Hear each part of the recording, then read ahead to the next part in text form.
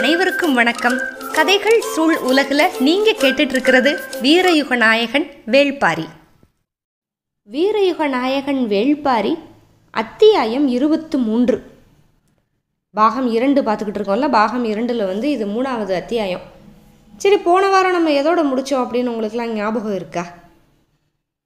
மாரையனுக்கு நேர்ந்த கதியை பற்றி அதில் முடித்தோம். நள்ளிரவில் கோட்டை கதவை திறக்கிறதுக்காக 50 வயது யானையை எழுப்பி விட்டு கடைசியில் அந்த யானை பாகனோட உத்தரவை கேட்காம என்ன பண்ணுது அப்படிங்கிறதோட முடித்தோம். ஆனால் அதை விட ரொம்ப முக்கியம் என்னென்னா, தேவாங்கு பரம்பு நாட்டோட அந்த குல விலங்கு இப்போ பாண்டிய நாட்டு கோட்டைக்குள்ளே போயிருச்சு. ஒரு பக்கம் யவனர்கள் சந்தைக்கு பொருள்களை கொண்டு வந்துக்கிட்டு இருக்காங்க. மணக்கோலம் பூண்டு அப்படியே மதுரையே கொண்டாட்டத்தில் இருக்குது. சரி, இப்போ நம்ம நேராக அத்தியாயத்துக்குள்ளே போகலாம். அது வழியாகவே அடுத்து நம்ம என்ன நடக்குது அப்படின்னு சொல்லிட்டு பார்க்கலாம். நம்ம இளமருதன் இருக்கான்ல, வெங்கல் நாட்டு இளவரசன், அவனை தானே அனுப்பியிருக்காரு நம்ம மையூர் கிழார்.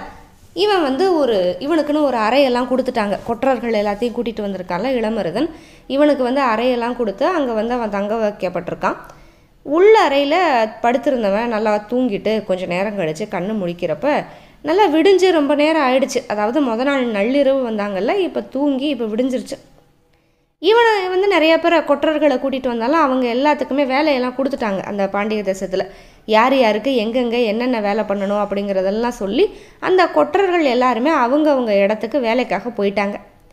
இப்போ இளமருதனுக்கு பெருசாக எந்த ஒரு வேலையுமே இல்லை. இளமருதனை செவியன் அப்படின்னு ஒரு வீரன் கூட்டிகிட்டு வந்தான்ல, அவன்தான் முத அந்த கோட்டை கதவை திறக்கிறதுக்காக தளபதியை கூட்டிகிட்டு வாங்க அப்படின்னு சொல்லி காவலர்கள்கிட்ட பேசினான். ஞாபகம் இருக்கா? இந்த செவியனை எங்கே அப்படின்னு தேடிக்கிட்டே வர்றான் இந்த இளமருதன். தேடிக்கிட்டே வந்தால் அவனுக்கு அப்படி ஒரு வியப்பாக இருக்குது. எங்கே பார்த்தாலும் வியப்பு. மாளிகைகள், அதாவது அவனோட அறையிலிருந்து அந்த உப்பரிகையில் அவன் நின்று பார்த்தா எங்கே பார்த்தாலும் தாமரை மொட்டு அப்படியே ஒரு அந்த தடாகத்தில் குவிஞ்சு இருக்கிற தாமரை மொட்டு கண்ணுக்கடங்காத அளவுக்கு இருந்தால் எப்படி இருக்கும் அந்த மாதிரி மாளிகைகள் இருக்குது அந்த மதுரை நகரத்துக்குள்ளே. அதில் கதிரவனோட ஒளி அந்த மாளிகைகளுக்கு மேலே பட்டு அப்படியே பஞ்சு மாதிரி, பஞ்சு மேலே அப்படியே சூரிய ஒளி விழுந்தால் எப்படி இருக்கும் அந்த மாதிரி மாளிகைகள் எல்லாமே அப்படியே ஒளி விட்டு பிரகாசமாக இருக்குது. இதை அப்படியே பிரமிப்போடு வேடிக்கை பார்த்துக்கிட்டு இருக்கிறப்ப செவியன் வந்துட்டான். பக்கத்தில் தோளை தொடுறான். இந்த பகுதியில் 3 பெரிய மாளிகை கட்டியிருக்காங்க. கட்டட வேலை எல்லாமே முடிஞ்சிருச்சான். மர வேலைப்பாடு ஓவிய பணிகளும் தான் இப்போ நடந்துக்கிட்டு இருக்கான். மாளிகைக்கு பின்னால் புதுசாக ஒரு பூந்தோட்ட மாளிகை ஒன்று கட்டியிருக்காங்க. அதில் மட்டும்தான் கொஞ்சம் வேலை மிச்சம் இருக்குது. நம்ம கூட்டிகிட்டு வந்த கொற்றர்களையும் அந்த வேலைக்காக அங்கே அனுப்பியாச்சு அப்படின்னு சொல்கிறான் செவியன். ஆனால் இளமருதனுக்கு இன்னும் பார்த்த காட்சிகள்லேருந்து அந்த மலைப்பு நீங்கவே இல்லை. மேல் மாடம், அந்த மேல் மாடம் அவங்க நிற்கிறாங்கல்ல, அந்த வெளிப்புற விளிம்பில், அதாவது நம்ம பால்கனி மாதிரி கற்பனை பண்ணிக்கோங்க. அந்த பால்கனி வெளியில் சாலையை பார்த்த மாதிரி இருக்கிற அந்த விளிம்பில் கடல் அலைகளோட வளைவு எப்படி இருக்கும், சொல்லண்டு அப்படியே பொங்கிக்கிட்டு அந்த மாதிரியே இருக்குது அந்த பால்கனியோட விளிம்பில். எப்படி இந்த மேல் மாடத்தோட விளிம்பில் இவ்வளவு நுணுக்கமாக வடிவமைச்சிருக்காங்க அப்படின்னு கேட்குறான் இளமருதன். அதுக்கும் செவியன் பதில் சொன்னான். அலைகள் பொங்குற கடல் மாதிரி இந்த மாடத்தோட விளிம்புகளெல்லாம் ஏன் வச்சுருக்காங்க அப்படின்னு சொன்னால், நீ வெளியில் போய் பார்த்தா தான் உனக்கு புரியும். இன்னி இருக்கையில் இந்த மாளிகை, இந்த மொத்த மாளிகையே அது என்ன வடிவம்னா ஒரு சிப்பி வடிவம். சிப்பி வடிவத்தில் ஒரு கட்டடம் கட்டியிருக்காங்க. அப்போ அதோட மேல் மாடத்தில் அதோட விளிம்பில் கடல் அலைகள் பொங்கி எழுகிற மாதிரி தானே இருக்கணும். அதனால தான் இந்த இடத்துல இந்த மாதிரி ஒரு வடிவமைப்பு இருக்குது. சிப்பிக்குள்ளே இருக்கிற ஆதி இருளுக்குள்ளே தானே வெண்முத்து சூழ் கொள்ளும் அப்படின்னா செவியன். ஆனால் இளமருதனுக்கு ஒன்றும் புரியலை. சரி, சிப்பி மாதிரி இருக்குது, அதனால கடல் அலை மாதிரி வடிவமெல்லாம் வச்சுருக்காங்க. இவன் என்ன சம்மந்தம் இல்லாமல் சிப்பிக்குள்ளே இருக்கிற ஆதி இருளுக்குள்ளே தானே வெண்முத்து வரும் அப்படின்லாம் இவன் சொல்கிறான் அப்படின்னு சொல்லிட்டு யோசிக்கிறான். இதுதான் மணமக்களோட பள்ளி அறை. இந்த பேரரசோட குலக்குடி வேர் பிடிச்சு மலர வேண்டிய மாளிகை அப்படின்னு சொன்னான். அதாவது இங்கே தான் பாண்டியர்களோட அந்த அடுத்த வாரிசு வந்து உருவாக இருக்குது. சிப்பிக்குள்ளே இருக்கிற ஆதி இருளுக்குள்ளே தான் வெண்முத்து சூழ் கொள்ளும். இப்போ புரியுதா இந்த வாக்கியத்தோட விளக்கம்? இப்போது இளமருதனுக்கு எவ்வளவு ஆச்சரியமாக இருக்கோ அதே அளவுக்கு ஆச்சரியமாக இருக்குது. நம்ம கண்ணு முன்னால் சிப்பி வடிவத்தில் ஒரு மாளிகை அப்படியே இருக்கிற மாதிரியே தெரியுது. சரி, இப்போ இளமருதனை வந்து உள்ளே இருக்கிற இடத்தையெல்லாம் கூட்டிகிட்டு போய் காமிக்கிறேன் அப்படின்னு சொல்லிட்டு செவியன் கூட்டிகிட்டு போகிறான். நம்மளும் அப்படியே கூட போகலாம். உள்ளே போனால் மகத நாட்டு வினைஞர்கள் வந்து பெரிய பெரிய கதவுகளை அப்படியே இழைச்சி பொறுத்துற வேலையை பண்ணிக்கிட்டு இருக்காங்க. அதாவது இந்த கல்யாணத்துக்காக இவங்க கட்டுற மாளிகையில் கதவுகள் பொறுத்துறதுக்கு மட்டுமே மகத நாட்டிலேருந்து கலைஞர்களை வரவழைச்சிருக்காங்க. அந்த மரக்கதவுகளை, அந்த நெடுங்கதவுகளை அவங்க இழைக்கிறதுனால காற்று முழுக்க அந்த மரத்தூள் வாசனை. மரத்தூள்னா எந்த மரத்தூள் வாசனை தெரியுமா? சந்தனத்தோட வாசனை. மாளிகைக்குள்ளே நுழைகிறதுக்கு முன்னாலேயே இந்த சந்தனத்தோட வாசனை இளமருதனோட மூக்கில் அப்படியே ஏறுது. அந்த வடிவத்திலையும் மண்ணத்திலையும் நிறத்திலையும் மெய் மறந்துட்டான். அவன் உள்ளே வந்து பார்க்குறப்ப என்ன காட்சி தெரிஞ்சதுன்னா, பெரிய வட்ட வடிவில் 9 தூண் அப்படியே நின்றுக்கிட்டு இருக்கு. அந்த ஒவ்வொரு தூண்களோட மடிப்பு, அதோட வேலைப்பாடு அப்பப்பா இணை சொல்லவே முடியாது. இந்த 9 தூண்களுக்கு மேலே ஒரு குவி மாடம், அதாவது குவி மாடம்னா டோம்பு, மேலே வந்து சீலிங் வந்து டாம் ஷேப்பில் வந்து வச்சுருக்காங்க. அந்த மாடத்தோட மேற்கூரை முழுக்க ஓவியங்கள். என்ன ஓவியம்னா, இரவு நேரத்து வானத்தை அப்படியே வரைஞ்சிருக்காங்க. அதில் நிலா உலர்ந்துக்கிட்டு இருக்க, எங்கே பார்த்தாலும் விண்மீன்கள் நட்சத்திரங்கள் மின்னிக்கிட்டு இருக்கிற மாதிரி ஒரு காட்சி. அப்படியே அண்ணாந்து அந்த மேற்கூரையோட முழு வட்டத்தையும் அப்படியே பார்க்குறான் இளமருதன். ஓவியர்கள் வேலையை முடிச்சிட்டாங்க. ஆனால் அந்துவன் வந்து பார்த்து இது எல்லாமே சரி அப்படின்னு சொன்னாதான் சாரத்தை வந்து பிரிப்பாங்க. இன்றைக்கி நண்பகலில் அவர் வந்துடுவார். வாங்க வாங்க, இது ஒரு பள்ளியறை, நான் இன்னொரு பள்ளியறைக்கு உங்களை கூட்டிகிட்டு போகிறேன் அப்படின்னு சொல்லி கூப்பிட்டா செவியன். இன்னொரு பள்ளியறையா? எதுக்கு அப்படின்னு கேட்குறான் இளமருதன். ஏன்னா அந்த சிப்பி வடிவில் இருக்கிற அறையில், அந்த கட்டடத்தில் வந்து நடுவில் 9 தூண்களுக்கு மத்தியில் ஒரு குவி மாடம், அதுவே மிகப்பெரிய பள்ளியறை. இன்னொரு பள்ளியறையா அப்படின்னு கேட்குறான். ஆமாம்மா, இது வந்து கார்கால பள்ளியறை, அதாவது குளிர்காலத்தில் வந்து தம்பதியினர் இருக்கிறதுக்கான பள்ளியறை. கீழ்நிலையில் அமைச்சிருக்காங்க. அடர்ந்த தூண்கள், மர வேலைகள் இதில் வந்து ரொம்ப அதிகம். இன்னொரு பள்ளியறை வந்து வேநீர்கால பள்ளியறை, அதாவது வந்து கோடை காலத்தில் மணமக்கள் பயன்படுத்த போகிற ஒரு பள்ளியறை. இதை வந்து மேல் மாடத்தில் கட்டியிருக்காங்க. அதாவது இதுலேயே வந்து கிரவுண்ட் ஃப்ளோரில் ஒன்று, மேலே ஃபஸ்ட் ஃப்ளோரில் ஒன்று. வைகையோட காற்று எல்லா திசைகள்லேருந்தும் இந்த பள்ளியறை, அதாவது வேநீர் காலம், அந்த கோடை காலத்தில் இருக்கக்கூடிய பள்ளியறைக்குள்ளே காற்று வந்து எல்லா திசையிலேருந்துமே வரும். அந்த மாதிரி வந்து அதை வடிவமைச்சிருக்காங்க அப்படின்னு சொல்லிக்கிட்டே அங்கே கூட்டிகிட்டு போகிறான். அங்கேயும் வேலை நடந்துக்கிட்டு இருக்கு. இங்கே யார் தெரியுமா வேலை செய்கிறாங்க? அதாவது கார்கால பள்ளியறையில் வந்து கதவுகள் பொறுத்துற வேலையை வந்து மகத நாட்டு வினைஞர்கள் பண்ணாங்கல்ல, அந்த மாதிரி இங்கே வேலை செய்கிறவங்க வந்து யவன தச்சர்கள். வேநீர்கால வெக்கைய காதலோட கவசமாக மாற்றுற வித்தையை வந்து அவங்க பண்ணிக்கிட்டு இருந்தாங்க. விதவிதமான கை கருவிகள் வச்சு வேலை செய்கிறாங்க. இளமருதன் இது எப்படி இருக்குது அப்படின்னு சுற்றி பார்க்குறான். அங்கே வந்து கார்கால பள்ளியறையில் அந்த 9 தூண்களும் நெருக்கமாக இருந்ததில், இங்கே நெருக்கமாக இல்லாமல் விலகி விலகி இருக்கிற தூண்கள். சாளரத்திலிருந்து தன்னோட இயல்பில் வந்து தழுவிட்டு போகிற காற்று. 2 மாளிகைகளுக்கும் அப்படி ஒரு வேறுபாடு. ஆனால் மேற்கூரையோட ஓவியம் மட்டும் ஒரே மாதிரி இருந்துச்சு. இங்கேயும் வந்து இரவு நேரத்து விண்மீன்கள், நிலவு ஒளி வீசிக்கிட்டு இருக்கு. அப்போ செவியன் சொன்னால், இங்கே பாருங்க, இது 2ஐயும் பார்த்தா பிரமிப்பாக இருக்குல்ல, இது 2ஐயுமே ஒன்றா சேர்த்தா கூட ஈடாகாத அளவுக்கு ஒரு மிகப்பெரிய மாளிகையை கட்டிக்கிட்டு இருக்காங்க. அதுக்கு பேர் பாண்டரங்கம், வாங்க அங்கே போகலாம் அப்படின்னு சொல்லி கூட்டிகிட்டு போகிறான் செவியன். இளமருதனுக்கு தெரியும்ல, அந்த பாண்டரங்கத்தில் வைக்கிறதுக்கு தான் அவங்க அப்பா வந்து காமன் விளக்கு பண்ணிக்கிட்டு இருக்காரு. அதனாலேயே இந்த பாண்டரங்கம் எப்படி இருக்குது அப்படின்னு போய் பார்க்கணும் அப்படின்னு சொல்லி ஆர்வத்தோட செவியன் பின்னாலேயே போகிறான் நம்ம இளமருதன். இளமருதன் எதிர்பார்த்து போன அந்த பாண்டரங்கம் எப்படி இருக்குது அப்படின்னா, எங்கே பார்த்தாலும் பளிங்கு கற்கள், அப்படியே அதை பாவி நிலைச்சுவர், தந்தரையில் அப்படியே பளபளப்பு ஓவியங்களும் மர வேலைப்பாடுகளும் மனிதனோட கற்பனைக்கே எட்டாத ஒரு பேரழகாக இருக்குது. கலை வேலைப்பாடுகளோட உச்சம் அப்படின்னு இந்த அரங்க சொல்லலாம். அந்த அரங்கம்ல நடுவில் ஆடுகளம், அதை சுற்றி இசைக்க, பாட்டு பாட, கண்டு கழிக்க ஒவ்வொரு மேடைகள், விதவிதமான மேடைகள் அதை சுற்றி. இங்கே இருக்கிற எல்லா தூண்கள்லையுமே சிற்ப வேலைப்பாடுகள் ஏறக்குறைய முடிஞ்சிருச்சு. சுவர்லாம் சுதை வேலைப்பாடும் வண்ணங்கள் இது எல்லாமே பூசி முடிச்சிட்டாங்க. இங்கே இருக்கிற மேற்கூரை ஓவியமும் முடிஞ்சிருச்சு. இங்கேயும் என்ன சொன்னாங்க, அந்துவன் அப்படின்னு ஒருத்தர் பார்த்துட்டாரு அப்படின்னா எல்லாமே முடிவடைஞ்சது, சாரத்தையெல்லாம் கலட்டிடலாம் அப்படிங்கிற மாதிரி சொன்னாங்க. வாங்க வாங்க, அந்துவன் பார்க்குறதுக்குள்ளே நம்ம சாப்பிட்டு வந்துடுவோம் அப்படின்னு சொல்லி கூட்டிகிட்டு போனான் செவியன். சரி, இது இப்படியே இருக்கட்டும், அந்துவன் வர்றதுக்குள்ளே செவியனோ இளமருதனோ சாப்பிட்டு முடிக்கட்டும். நம்ம இப்போ இன்னொரு இடத்துக்கு போக போகிறோம்.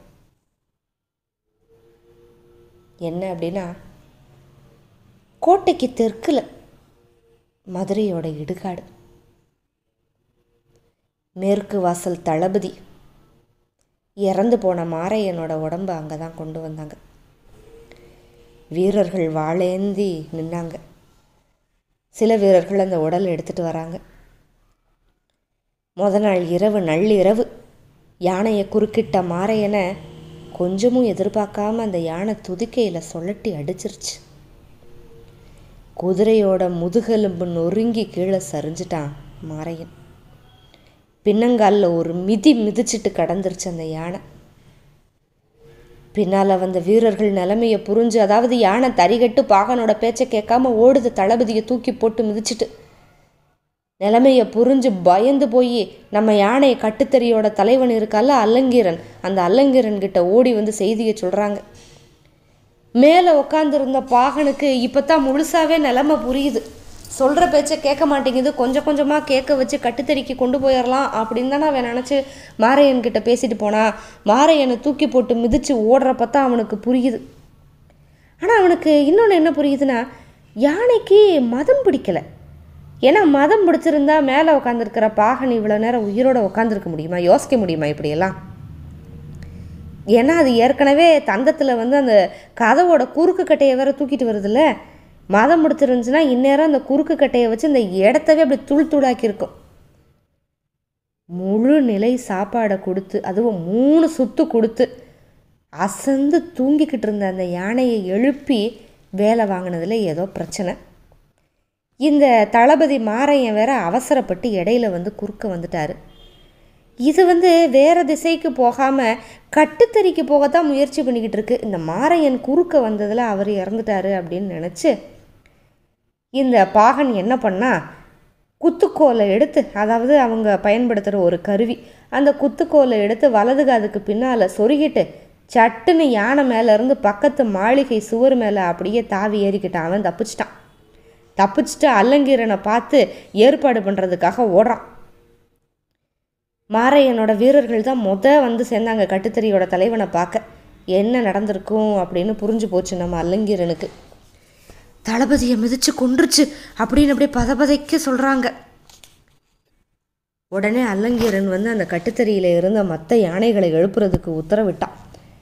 இந்த அல்லங்கீரன் எப்படின்னா, எத்தனையோ 100 யானைகளை பழக்கியிருக்கான். போர்க்களத்தில் யானை படையை சிதைக்கிறதுக்கு எத்தனையோ தடவை வழி சொல்லி கொடுத்துருக்கான். வயசானதுனால இந்த காரணத்தை சொல்லி, அதாவது உனக்கு வயசாயிருச்சுங்கிற காரணத்தை சொல்லி யானைப்படையை அந்த பொறுப்புலேருந்து இவனை விடுவிச்சிட்டாங்க. அப்போ ரொம்ப மன வருத்தப்பட்டு வாரக்கணக்கில் சாப்பிடாம பட்னி கிடந்து இருந்தவன். யானைகளோடையே வாழ்நாளை கழித்து இந்த அல்லங்கீரனுக்கு இப்போ கடைசியில் இந்த வயதான யானைகள் இருக்கிற கட்டுத்தறியை ஒப்படைச்சிட்டாங்க. யானைகளால் எப்போல்லாம் அந்த இடத்துல ஒரு சவால் வருமோ அப்போ இந்த அல்லங்கீரனோட ஆளுமையை பார்த்து நாடே நடுங்கும். ஆனால் இப்போ உடம்பு தளர்ந்துருச்சு, வயசாயிடுச்சு. ஆனாலுமே இப்போ இந்த புது சவாலை எதிர்கொள்கிறதுக்கு தயாராயிட்டான் அல்லங்கீரன். அல்லங்கீரன் தரிகட்டு போகிற யானையை தடுக்கிறதுக்கு, இந்த இக்கட்டை சமாளிக்கிறதுக்கு தயாராகிறான். அங்கே யானை பின்னால் அலையலையாகவும் வீரர்கள் வர்றாங்க, நிலைப்படை வீரர்கள். அவங்க எல்லாரும் கோட்டையோட உள்பக்கமாக போகாமல் கட்டுத்தறியை நோக்கியே நடக்கிறாங்க. அதாவது யானையிட்டிருந்து ஒரு பாதுகாப்பான தூரத்தில். இப்போ குறுக்கு தெரு வழியாக நம்ம பாகன் அவன் கட்டுத்தறியை நோக்கி ஓடி வர்றான் வேகமாக. ஆனால் ஏற்கனவே அல்லங்கீரனுக்கு செய்தி போயிருச்சுல, தளபதி மாரையனோட வீரர்கள் ஏற்கனவே போய் சொல்லிட்டாங்க. இந்த பாகன் சொல்கிறப்ப அல்லங்கீரன் அங்கே இல்லை. சரி, யானையை மறிக்க போயிட்டாரு அப்படின்னு புரிஞ்சுக்கிட்டு திரும்ப அந்த திசையை நோக்கி ஓடுறான். யானைக்கு மதம் பிடிக்கலை. கட்டுப்பட மறுக்குது, ஆனால் கட்டுப்பாட்டை மீறலை. அதோட வலது காலில் இருக்கிற காயங்களை நோக்கி நல்ல கட்டுகளை வீசி இறுக்கிட்டோம்னா போதும், அசையாமல் நின்றுக்கிறோம். இதை அவர்கிட்ட சொல்லணும். ஏன்னா யானைக்கு மதம் பிடிச்சிருச்சு அப்படின்னு வீரர்கள் தப்பான செய்தி அல்லங்கீரன்கிட்ட சொல்லிடக்கூடாது. அதை சொல்கிறதுக்கு தான் அந்த பாகன் வேக வேகமாக ஓடி வரான். ஆனால் அவர் இங்கே இல்லை. அதுக்குள்ளே எல்லாரும் போயிட்டாங்க. என்ன சொல்லிட்டாங்க அல்லங்கீரன்கிட்ட? யானைக்கு மதம் பிடிச்சிருச்சுன்னு சொல்லிட்டாங்க இந்த வீரர்களெல்லாம். ஆனால் உண்மையில் மதம் பிடிக்கலை. இப்போ மதம் பிடிச்ச யானை அப்படின்னா அதை வீழ்த்துறதுக்காக போகிறாங்க. ஐயோ பாவம், இப்போ அந்த யானையை வீழ்த்தக்கூடாது, அதை எப்படியாவது தடுத்துடணும் அப்படின்னு பதறி அடிச்சுக்கிட்டு ஓடுறான் அந்த பாகன். இப்போ அல்லங்கீரன் யானை வந்துக்கிட்டு இருக்கிற வீதிக்கு போயிட்டான். நல்லா கொடுக்கு மாதிரி மேலே தூக்கி இருக்கு அந்த யானையோட அடிவால். அந்த அடிவாலை வச்சு தான் எப்போவுமே அதுக்கு மதம் பிடிச்சிருக்கா இல்லையா, எந்த அளவுக்கு மதம் பிடிச்சிருக்கு, இதெல்லாம் கணக்கு போட முடியும். அந்த அடிவாலில் நல்லா பார்க்கலாம் அப்படின்னு முயற்சி பண்ணால் யானைக்கு மேலே பாகன் இல்லை அப்படிங்கிறத பார்க்குறான் அல்லங்கீரன். அதனால் போச்சு, அது பாகனையும் தூக்கி போட்டு கொன்றுச்சு அப்படிங்கிற முடிவுக்கு வந்துட்டான் அல்லங்கீரன். அதனால் அந்த அடிவால் என்ன நிலமையில் இருக்குது அப்படிங்கிறத பார்க்கல. ஏன்னா கொடுக்கு மாதிரி மேலே தூக்கி அந்த அடிவால் இருந்தால் தான் யானைக்கு மதம் பிடிச்சிருக்குன்னு அர்த்தம். ஆனால் இப்போ இருந்த யானைக்கு மேலே தூக்காமல் இருந்த அடிவாலை அவரோட கண்கள் பார்க்கல. இப்போ யானைக்கு மதம் பிடிச்சிருச்சுன்னு நினச்சி மத யானையை எதிர்கொள்கிறதுக்காகவே பயிற்சி பெற்ற வீரர்கள் துல்லியமாக தாக்குதல் ஆரம்பிச்சிட்டாங்க. பாண்டிய பேரரசு எப்போவுமே யானை போர்கள்லையும் மத யானையை அடக்கிற உத்திகள்லையும் ரொம்ப ரொம்ப திறமசாலிங்க. மதுரையில் மாபெரும் விழா நடக்கிற நேரம் கொஞ்சமாக ஏதாவது பெசகாயிட்டாலும் பெரிய இழப்பில் முடிஞ்சிடும். அதனால நம்ம தாமதிக்க வேண்டாம் அப்படின்னு முடிவு பண்ணார் அல்லங்கீரன். அந்த யானையை அப்படியே போக விட்டு ஒரு சரியான நார் சந்தியில் வேறு சில யானைகளோடு அப்படியே மறித்து நின்னார். ஒரே நேரத்தில் அவர் கூட்டிகிட்டு வந்த யானைகள் 4. அந்த 4 அப்படியே பிளிறிக்கிட்டு தூக்கிக்கிட்டு அப்படியே முன்னால் நடக்குது. அந்த யானைகளோட தந்தங்களோட முனைகளில் நல்லா பளிச்சுன்னு அப்படியே பூண்கள் குத்தீட்டிகள் எல்லாத்தையும் மாட்டி வச்சுருக்காங்க. அந்த அடர் இருட்டில் என்ன நடக்குதுன்னு யாருக்குமே புரியல. பிளிரலோட பேரொலி மேல் எழுந்தப்ப அந்த யானை அப்படியே கையில் இருக்கிற குறுந்தடியோடு அப்படியே மண்ணில் சரிஞ்சு விழுந்துருச்சு. மற்ற நாளில் இது நடந்துருந்துச்சுன்னா இந்த சத்தத்தில் மொத்த நகரமும் ஒழிச்சிருக்கும். ஆனால் நகரமே விழா கொண்டாட்டத்தில் தெளிச்சிக்கிட்டு இருக்கு. எங்கே பார்த்தாலும் எதிரொலிக்கிற பேரொலிக்கு நடுவில் யானைகளோட பிளிரல் கொண்டாட்டத்தோட பகுதி மாதிரி அப்படியே காற்றுல கரைஞ்சிருச்சு. இந்த செய்தியை உடனே தலைமை அமைச்சர் முசுகுந்தருக்கு சொல்லி அனுப்புனாங்க. இந்த மாநகரை வகுக்கப்பட்ட வீதிகளுக்கு வழியாக கட்டி காக்கிறவர் அவர் தான். மணவிழா திருநாளுக்காக எங்கே பார்த்தாலும் மங்கள பேரொலி நிரம்பி இருக்கிற அந்த மாதிரி ஒரு நாளில் இப்படி ஒரு செய்தி வரவும் நடுங்கி போயிட்டார். இந்த செய்தி பரவக்கூடாது அப்படின்னு உடனே அப்படியே கட்டுக்குள்ளே கொண்டு வந்தார். விடிகிறதுக்குள்ளே எல்லாத்தையும் அப்புறப்படுத்தணும் அப்படின்னு கட்டளை போட்டார். ஒரு பெரிய மர வண்டியை கொண்டு வந்து யானையை இழுத்து ஏற்றுனாங்க. முன்னாலேயும் பின்னாலேயும் மற்ற யானைகளே அந்த வண்டியை இழுத்து தள்ளி கொண்டு போச்சு. அந்த இடத்துல அந்த யானை விழுந்துச்சுல, அந்த இடத்துல மண்ணை கொட்டி குருதி அந்த ரத்தத்தை அப்படியே மூழ்கடிச்சாங்க. இரவோட இரவாக எல்லா வேலையும் முடிச்சுட்டாங்க செய்தி பரவாதபடி. ஆனால் விதிகளின்படி நடந்ததுக்கு விசாரணை அப்படின்னு ஒன்று இருக்கும் அப்படிங்கிறது எல்லாருக்கும் தெரியும். சரி, இதுக்கப்புறம் நம்ம நேர இளமருதன், செவியன், அந்துவன் வந்துட்டாரா இல்லையா அங்கே போய் பார்ப்போம். இந்த அந்துவன் அப்படின்னா யார் அப்படின்னா, அரண்மனையோட நாட்களையும் கோள்களையும் கணிச்சு சொல்கிற தலைமை கணியனோட பேர் தான் வந்து அந்துவன். கணியன்னா யார், இவங்க என்ன பண்ணுவாங்க, கணியர்களோட பங்கு வந்து ஒரு அரசவையில் என்ன, இந்த கணியர்களை வச்சு இந்த பாண்டிய பேரரசில் இருக்கிற அரசர்கள் வந்து என்ன மாதிரி காரியத்தை வந்து சாதிச்சுக்கிறாங்க, வணிகத்தில் இந்த கணியர்களோட பங்கு என்ன, இந்த மாதிரி ஏகப்பட்ட விஷயம் வந்து நம்ம முதல் பாகத்திலேயே பார்த்துருக்கோம் இல்லையா. அதனால் தொடர்ச்சியாக கதை கேட்டுக்கிட்டு இருக்கிறவங்களுக்கு வந்து கணியன் அப்படிங்கிற விஷயம் வந்து ரொம்ப பரிச்சயமான ஒன்று தான். இந்த தலைமை கணியனோட பெயர் தான் வந்து அந்துவன். காலத்தை கணிக்கிற இந்த கணியனான அந்துவனோட சொல்லுக்கு வந்து எப்போவுமே மறுசொல் கிடையாது. இந்த மாநகரமில் அவன் என்ன கணிச்சு சொன்னாலும் அதை ஏற்றுக்குருவாங்க. அவன் கையில் வந்து ஒரு சின்ன கோல் எப்போவுமே இருக்கும். நல்ல அவனை பார்க்குறப்ப அவனோட உடம்பு எப்படி இருக்கும்னா, ஒரு தடித்த கோல் அளவுக்கு தான் உடம்பே இருக்கும். அதாவது ரொம்ப ஒல்லியாக ஒரு உருவம் யோசித்துக்குங்க. கையில் வந்து ஒரு சின்ன கோல் வச்சுருக்கான். அந்த கோலே கொஞ்சம் பெருசாக இருந்தால் எப்படி, அதான் அவனோட உடம்பு. பொதிகை மலையடிவாரத்தில் இருக்கிற பாண்டிய நாட்டோட பெருங்கணியர் திசைவேளர் அப்படிங்கிறவரோட மாணவன். இந்த திசைவேளர் யார் அப்படிங்கிறதுமே தொடர்ச்சியாக கதை கேட்குறவங்களுக்கு தெரியும். நம்ம கபிலர் வந்து பரம்பு மலையில் அந்த கொற்றவை விழாவுக்கு 3 நாளைக்கு முன்னால் அந்த சூரிய உதயம் அதை பார்க்குறதுக்காக கூட்டிகிட்டு போனாலாம் பாரி. அப்போ வந்து கபிலர் வந்து திசைவேளரை பற்றி தான் நினைப்பார். இந்த இடத்துல வந்து திசைவேளர்கிட்ட வந்து இப்போவே சொல்லணும், காலங்காலமாக கணியர்கள் எவ்வளவோ போராடிக்கிட்டு இருக்கிற இந்த பரம்பு மலை மக்களுக்கு வந்து இந்த காலத்தோட நுட்பம், இந்த கணிப்பு வந்து அவ்வளவு எளிதில் கைவசமாக இருக்குது அப்படின்னு சொல்லி ரொம்ப ஆச்சரியமாக பேசுகிறப்ப நம்ம திசைவேளர் பற்றின கொஞ்சம் குறிப்புகளுமே பார்த்தோம். இந்த திசைவேளரோட மாணவன் தான் இந்த அந்துவன். திருமணத்தை முன்னிட்டு இப்போ புதுசாக 3 மாளிகை கட்டியிருக்காங்க அப்படின்னு தெரிஞ்சதுமே அதோட மேற்கூரையில் என்ன ஓவியம் இருக்கலாம் அப்படின்னு சொல்லி முடிவு பண்ணுறதுக்காக பொதிகை மலைக்கு போய் பேராசான் திசைவேளர்கிட்ட வந்து இவன் கேட்டுட்டு வந்தான் இந்த அந்துவன். அவர் சொன்ன அடிப்படையில் தான் வானியல் அமைப்புகளை சொல்லி ஓவியர்களை வந்து படம் வரைய வச்சான். இந்த திருமணத்தை முன்னிட்டு பெருங்கணியர் திசைவேளருமே அரண்மனைக்கு வரப்போகிறாரு. அதாவது மறுநாள் வரப்போகிறாரு. அவர் வர்றதுக்குள்ளே இந்த ஓவிய பணிகளை முடிச்சு வைக்கணும், வரைஞ்சது எல்லாமே சரியாக இருக்கா அப்படின்னு பார்த்துக்கிறணும். இதுக்காக இப்போ அந்துவன் வந்து வேகமாக வர்றான். அவங்க ஆசிரியர் வந்து மறுநாள் வரப்போகிறாரு. அவன் வர்றதுக்காக இங்கே வந்து செவியனு இளமருதனு காத்துக்கிட்டு இருக்காங்க. அந்துவன் வந்ததுமே இளமருதனை வந்து அறிமுகப்படுத்தி வச்சான் செவியன். வணக்கம் சொன்னான் இளமருதன். அவர் வணக்கத்தை ஏற்றுக்கிட்டதுக்கு அடையாளமாக இப்படி தலையை மெல்ல அசைச்சிக்கிட்டே அந்துவன் வந்து உள்ளே போனார்.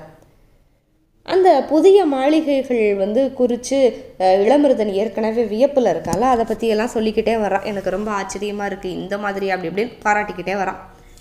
இப்போ 3 பேரும் செவியன், இளமருதன், அந்துவன், இவங்க 3 பேரும் முதல்ல வந்து கார்காலத்தோட பள்ளியறைக்கு போகிறாங்க.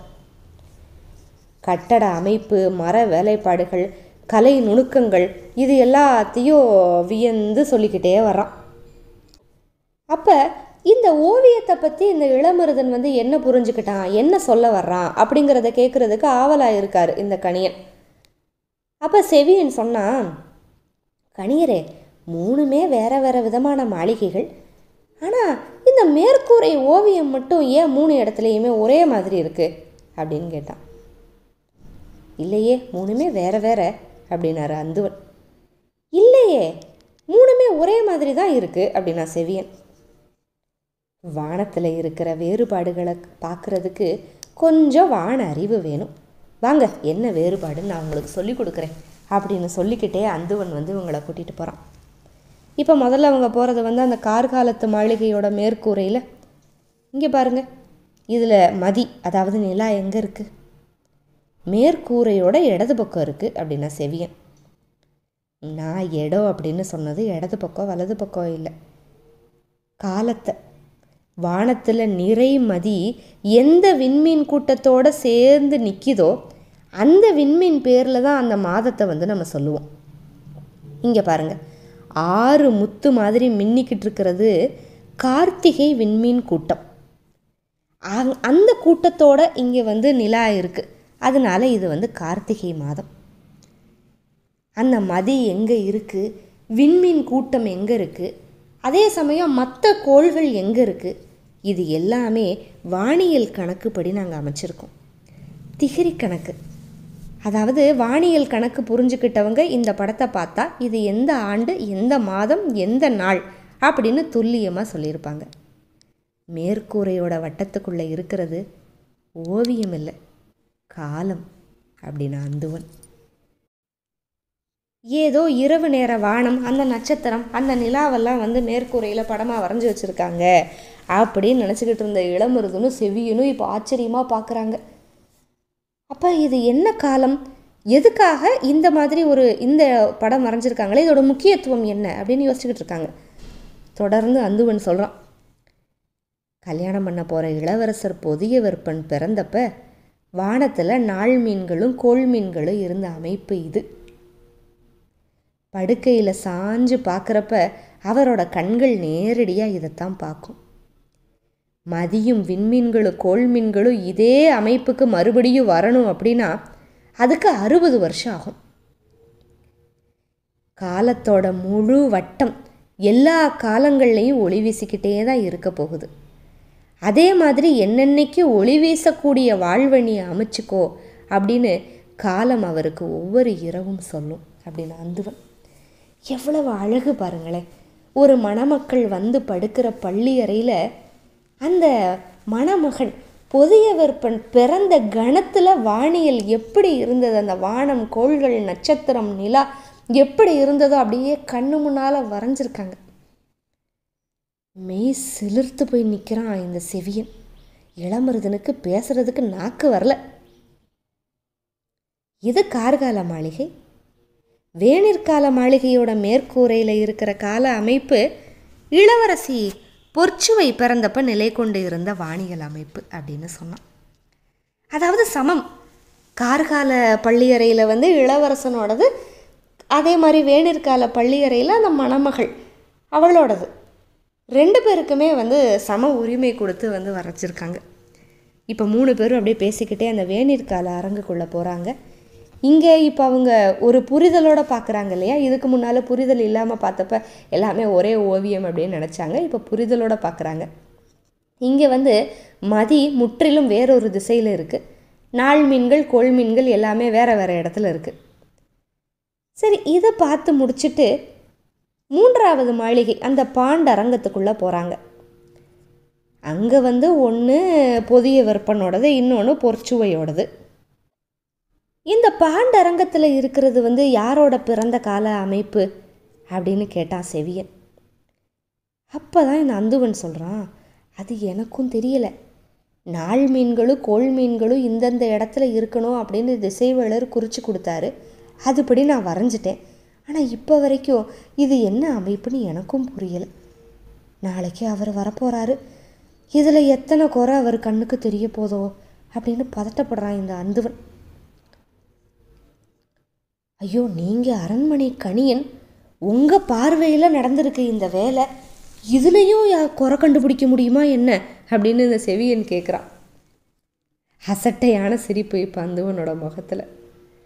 வரையப்பட்ட வானத்தில் எத்தனை விண்மீன்கள் இருக்கோ அத்தனை குறை கண்டுபிடிப்பார் திசைவேளர்.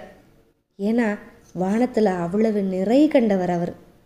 அதனால தான் பெரும்புலவர் கபிலர் திசைவேளரை பற்றி அத்தனை பாட்டு பாடியிருக்காரு அப்படின்னு அந்துவன். இப்படி சொல்லிக்கிட்டே அந்துவன் வந்து வெளிமாடத்தை பார்த்தப்ப அங்கே என்ன பார்க்குறான் தெரியுமா? வட்ட வடிவமாக செஞ்சு வச்ச ஒரு திகிரி மேடை, அதுக்கு மேலே ஒரு நார்ச்சதுர கூண்டு. அந்த கூண்டுக்குள்ளே என்ன இருக்குது அப்படின்னு நமக்கு தெரியும். பதறி போயிட்டான். அதை தூக்கி கீழே எரியுங்க, அதை தூக்கி கீழே எரியுங்க அப்படின்னு கத்துறான். இளமருதன் வேகமாக ஓடிப்போ, ஐயோ இதை தூக்கி கீழே எரிஞ்சிட போகிறாங்க, அதான பரிசு பொருள், அதை தூக்கிட்டு ஐயோ ஐயோ ப்ளீஸ் அதை வந்து பொறுத்துக்குங்க ஐயா, நான் கொண்டு வந்த கூண்டு அது அப்படின்னு சொல்லி அந்த கூண்டை தூக்கி கீழே இறக்குனான். ஐயோ என்னது இது, அருவருப்பான விலங்கு, இதை கொண்டு வந்து இந்த மேடை மேலே வச்சுருக்க, இது என்ன மேடைன்னு உனக்கு தெரியுமா, எதுக்காக வச்சுருக்கோன்னு தெரியுமா, இப்படி கரைப்படுத்தி வச்சுட்டு அப்படி இப்படின்னு அந்தவனுக்கு இப்போ கோவம் வருது. இளமருதன் மறுபடியும் இப்படி வேக வேகமாக வணங்கி மன்னிப்பு கேட்டு அந்த பணியாளர்களை கூப்பிட்டு ஒரு பக்கம் அந்த திகிரி மேடையை வந்து தூய்மைப்படுத்த சொன்னாங்க. செவியனுக்கு ஒன்றுமே புரியலை. இந்த தேவாங்கு இருக்கிற கூண்டை எங்கே வைக்க அப்படின்னு இளமருதன் வந்து வந்தப்பவே கேட்டான். அப்போ அந்த செவியன் தான் சொன்னான், மாளிகையை விட்டு தனியாக ஒரு மேடை இருக்குல்ல, அது மேலே தூக்கி வைக்கிங்க அப்படின்னு சொன்னான். இப்போ என்ன பண்ணுறதுன்னு தெரில, அங்கே வச்சதான் இப்போ பிரச்சனையாக போச்சு. செவியன் வந்து இந்த மதுரை நிர்வாகம் தெரிஞ்சவன், அங்கேயே இருக்கிறவன் இளமருதனை கூப்பிட்டு தானே வந்திருக்கான். இளமருதன் வச்சுருக்கான்னு தெரிகிறப்பவே அந்தவனுக்கு கோவம் இவ்வளவு இருக்குது, வெளியால் வச்சுருக்கான் அப்படின்னு சொல்கிறப்பவே வைக்க சொன்னதே நான் தான்னு தெரிஞ்சு ஐயையோ அப்படின்னு நினச்சி செவியன் வந்து பேச்சை மாத்துறாங்க. இந்த வட்ட வடிவ மேடையை எதுக்கு மாளிகையை விட்டு வெளியில் வச்சுருக்காங்க அப்படின்னு சொல்லி கேள்வியை கேட்டு பேச்சை மாற்றிட்டான். இப்போ ஒரு பதட்டமான இடத்துல அந்த தேவாங்க வந்து அந்த வட்ட வடிவ மேடையில் வந்து வைக்க சொல்லி அந்துவன் சத்தம் போடவும் அந்த பேச்சை வந்து இவன் மாற்றிட்டான்ல. இப்போ உடனே அந்துவனுக்கு கொஞ்சம் கோபம் தணிஞ்சிருச்சு. செவியன் வந்து இந்த மாதிரி கேள்வி கேட்கவும் பாவம் ஏதோ தெரியாமல் பண்ணிட்டாங்க அப்படிங்கிற ஒரு மனநிலைக்கு வந்து வந்துட்டான்.